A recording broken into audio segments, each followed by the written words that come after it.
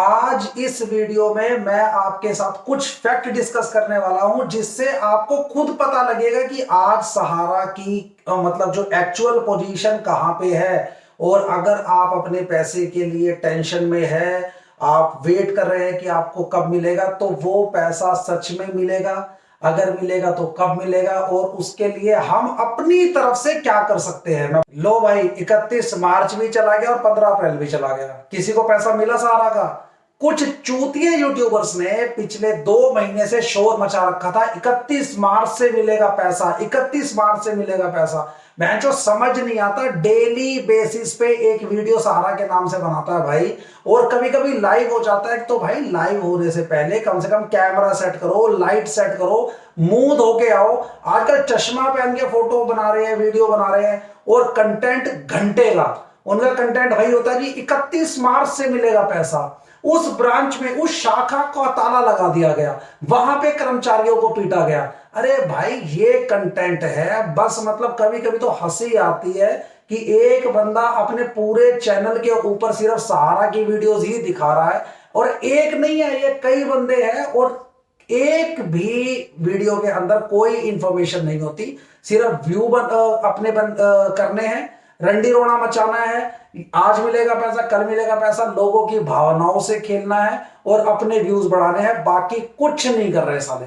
हद तो तब हो गई जब एक भाई ने वीडियो बना दी मेरे ऊपर। मतलब उसको सहारा की कोई नई न्यूज नहीं मिली, मगर कीड़ा तो है हर रोज पे यूट्यूब पे आने का। चाहे बहनचोद किसी का टाइम खराब हो, चाहे किसी की भावनाओं से खेले, कोई फर्क नहीं पड़ता है, वीडियो तो बनानी है। तो भाई ने मेरे ऊपर वीडियो बना दी। तो भाई मैं कोई सहारा को कोई भाई लग रहा हूं, कोई बेटा लग रहा हूं, कोई दामाद लग रहा हूं जो मैं पैसे दूंगा? तो भाई वो भाई अपनी वीडियो के अंदर मुझे बोल रहा है कि मैं चोर बाजार घूम रहा हूं, मैं यहां घूम रहा हूं, वहां घूम रहा हूं, पैसा कब दिलाऊंगा? मैंने कब बोला कि मैं पैसा दिलाऊंगा? तो भाई या तो कंटेंट डालो मत, डालो तो कम से कम ऐसा डालो कि सरदर्द ना हो। मतलब इतने गंदे गंदे कमेंट होते हैं, लोग गालियां दे रहे हैं तुम्हारे वीडियोस के कमेंट में, मगर मानना नहीं है, हर रोज के हिसाब से वीडियो बनानी है। भाई मैं किसी भी चीज के ऊपर कोई भी वीडियो बना लूं, मेरे पास कमेंट में ये जरूर आता है कि सहारा के ऊपर वीडियो बनाओ। एक चीज आप समझने की कोशिश करें, सहारा में कई लोगों का, कई हजार लाखों करोड़ों लोगों का पैसा लगा हुआ है। तो यहां पे किसी की भावनाओं के साथ खेला नहीं जा सकता। अपने सिर्फ व्यू बढ़ाने के लिए मैं कुछ भी नहीं डाल सकता जब तक मेरे पास कुछ ऐसा ना हो जो मुझे आप लोगों के साथ डिस्कस करना हो। तो भाई आप चाहे कहते रहे, मेरी 6 महीने में जब मेरे को कुछ लगता है कि सहारा से रिलेटेड मेरे पास कुछ है जो मैं आपके साथ डिस्कस कर सकता हूं, मैं तभी वीडियो बनाता हूं। हाँ, अब हियरिंग जो है वो जल्दी जल्दी हो रही है, तो हो सकता है जल्दी जल्दी कुछ कंटेंट आए, मैं आपके साथ डिस्कस कर सकूं। मगर बेफालतू में मैं ना वीडियो बना सकता हूं और ना मैं बनाऊंगा, बिकॉज यहां पे सिर्फ एंटरटेनमेंट नहीं है, आप लोगों के पैसे लगे हैं, लोगों के पैसे लगे, एजेंट्स की जिंदगी लगी है, इन्वेस्टर्स के लाखों रुपए लगे। तो सिर्फ मजे मजे में सहारा के ऊपर वीडियो ना बनानी चाहिए, ना मैं बनाऊंगा। बाकी कुछ चूतिए ऐसे हैं जो डेली बेसिस पे बना रहे हैं, मेरा तो ये कहना है उनके चैनलों से दूर रहे, नहीं तो वैसे ही चिंता में आके, टेंशन में आके अपनी तबीयत बिगाड़ेंगे आप। तो सबसे पहले तो हम सब लोगों को ये बात समझनी पड़ेगी कि 31 मार्च की जो शोर मचा हुआ था, ऐसी सहारा की तरफ से कोई भी ऑफिशियल स्टेटमेंट नहीं थी कि 31 मार्च को आपको पैसा मिलने वाला है। दूसरी बात, क्या आपको पता है कि 4 मार्च 2021 यानी कि लगभग 1 महीना पहले सेबी ने सहारा फाइनेंशियल कॉर्पोरेशन, जो कि इसी ग्रुप की एक कंपनी है, उसकी सब ब्रोकरशिप कैंसिल कर दी है। उनका कहना है, सेबी का कहना है कि this is not a fit person to be a stock sub broker. तो इसका मतलब एक लाइसेंस कैंसिल हुआ है सहारा की एक सब्सिडरी का। तो भाई ये मिठाई बांटने वाली बात नहीं है, या ये एक्साइटेड होने वाली बात नहीं है, जैसा कि कुछ यूट्यूबर्स आपके साथ हो रहे हैं। 31 मार्च, 5 अप्रैल, 15 अप्रैल ये कह कह के एक और शिकंजा कसा गया है सेबी का सहारा की तरफ। उनकी एक सब्सिडरी कंपनी को, सिस्टर कंसर्न को, सब ब्रोकरशिप से उसका लाइसेंस कैंसिल करने का। तो यहां पे थोड़ा सा अगर मैं सिंपल लैंग्वेज में बोलूं, तो सहारा की मुश्किलें थोड़ी सी और बढ़ाई है सेबी ने ये कदम आगे बढ़ाकर। ये तो था एक फैक्ट। अब दूसरा सुनिए। अक्टूबर 2020, लगभग 6 महीने पहले, serious fraud investigation officers SFIO की एक टीम ने सहारा के लखनऊ हेडक्वार्टर के ऊपर छापा मारा है रिगार्डिंग 3 कंपनीज ऑफ सहारा, जिनके ऊपर सहारा ने लोगों से करोड़ों रुपए का पैसा लिया था। उससे रिलेटेड छापा पड़ा है अक्टूबर 2020 में लखनऊ हेडक्वार्टर में सहारा के।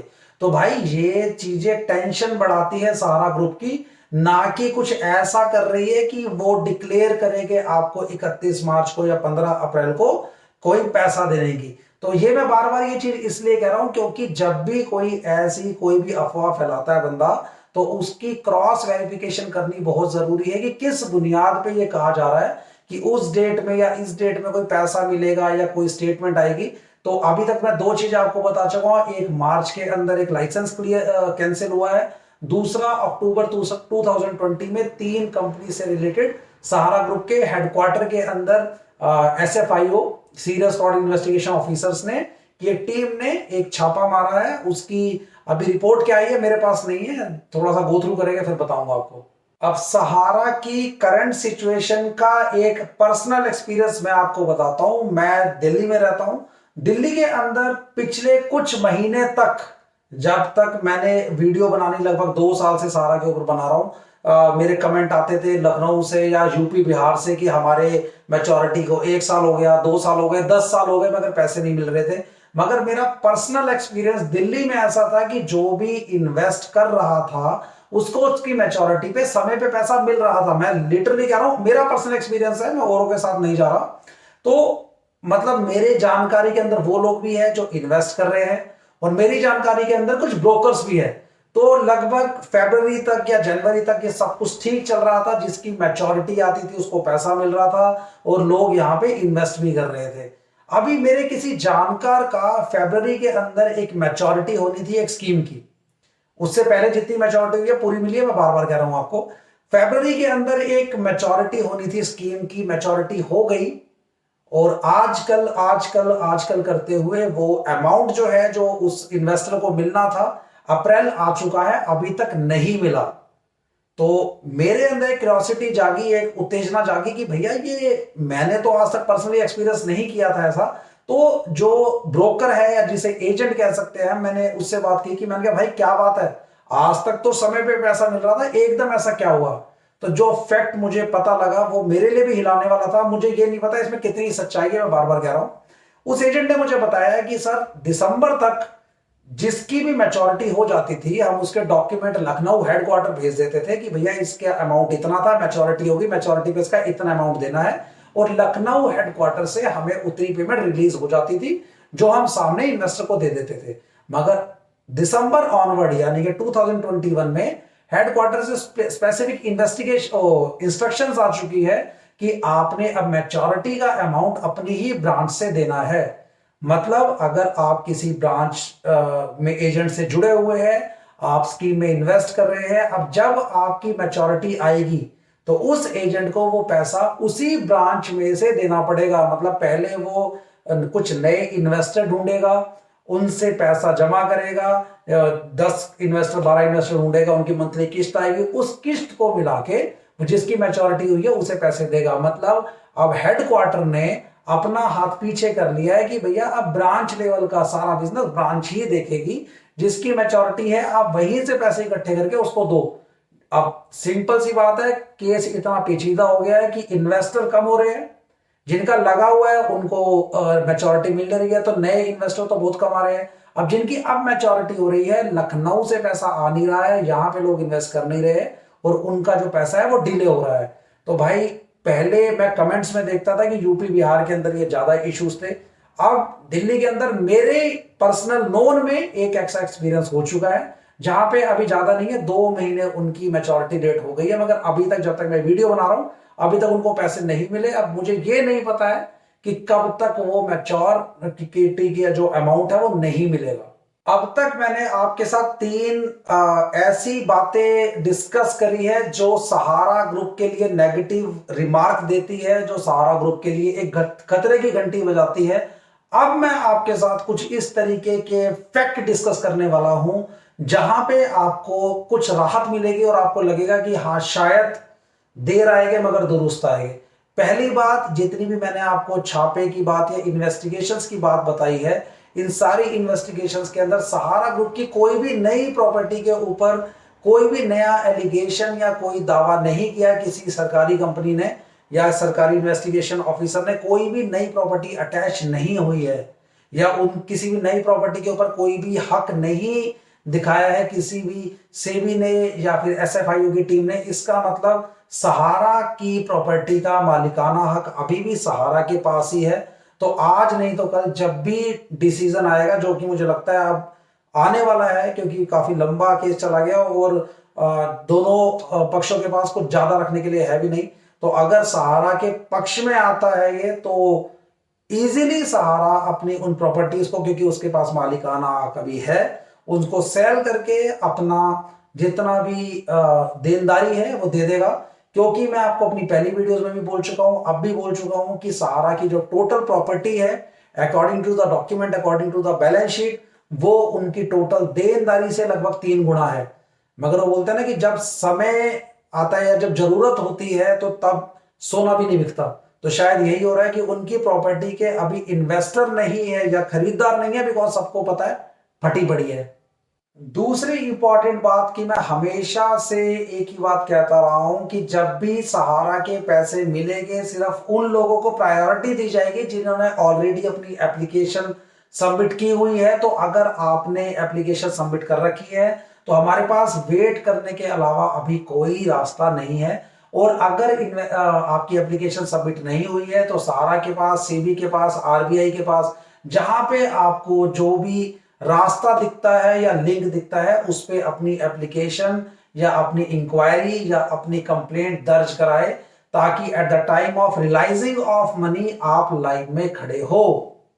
एक और बात जो मैंने पर्सनली एक्सपीरियंस की है कि जब भी हम सहारा से पैसे लेने के लिए उनकी ब्रांच पे जाते हैं और वहां पे कर्मचारियों से मारपीट करते हैं, तो हमें एक चीज ध्यान रखनी चाहिए कि भाई जो वहां पे बैठा हुआ है ना, जो एजेंट है या जो कर्मचारी है, अगर वो वीडियो देख रहे हैं तो वो शेयर करे अपने इन्वेस्टर्स के साथ या जिसको भी जानते हैं, जो भी सहारा से जुड़ा हुआ उनके साथ। बिकॉज मैं ये कहना चाहता हूं कि वो जितने भी नीचे ग्राउंड लेवल पे या ऑफिस लेवल पे बैठे हैं ना, वो सारे प्यादे हैं, राजा कहीं और बैठा हुआ है और प्यादों के मरने से राजा को फर्क नहीं पड़ता है।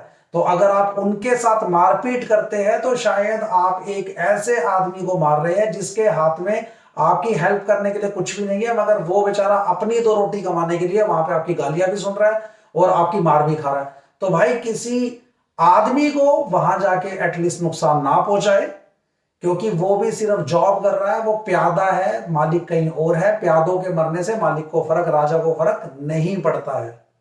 अब लास्ट में मैं आपको अपनी एडवाइस देना चाहता हूं कि अगर आपकी जगह मैं होता, मेरे पैसे फंसे होते, तो मैं आरबीआई में, मैं सेबी में, मैं सहारा की ऑफिशियल साइट पे हर जगह अपनी कंप्लेंट या अपनी रिक्वेस्ट या अपनी एप्लीकेशन जरूर रजिस्टर कराता, साथ में अपने आप को अपडेट रखता केस के रिगार्डिंग यूट्यूब वीडियोस देख के, मगर वो यूट्यूब वीडियोस देख के जो कुछ कंटेंट दे रही हो। अदरवाइज चूतिया तो हर बंदा ही काट रहा है। तो कुल मिला के, बिकॉज हमारे पास ना कोई और चारा नहीं है, आप केस कोर्ट में है, आप कुछ ऐसा नहीं कर सकते पर्सनली जिससे आपके पैसे वापस मिल जाए। हम अपने आप को अपडेट रख सकते हैं और वेट कर सकते हैं। तो साथ रहे, मैं कोशिश करूंगा आपको कि रीसेंट फैक्ट बता सकूं सहारा के बारे में। बाकी चूतिया काटने वाले तो बहुत चैनल है। मेरा पर्सनल आपके साथ ये सजेशन है, ये सलाह है कि उन चैनल को अनसब्सक्राइब करें, बिकॉज उनके पास दिखाने के लिए कुछ भी नहीं है। वो सिर्फ और सिर्फ आपको डीमोटिवेट करेंगे, आपकी चिंता बढ़ाएंगे और कुछ भी नहीं है। बाकी साथ रहे, चैनल सब्सक्राइब करें। जल्दी जल्दी वीडियो नहीं, मगर जब भी आएगी 15 दिन में, 20 दिन में, 1 महीने में, कुछ ऐसी वैल्यू लेके आऊंगा आपके लिए, ताकि आपको पता लगे कि आपका पैसा और सहारा एक्चुअल में किस पोजीशन पे है। Thank you.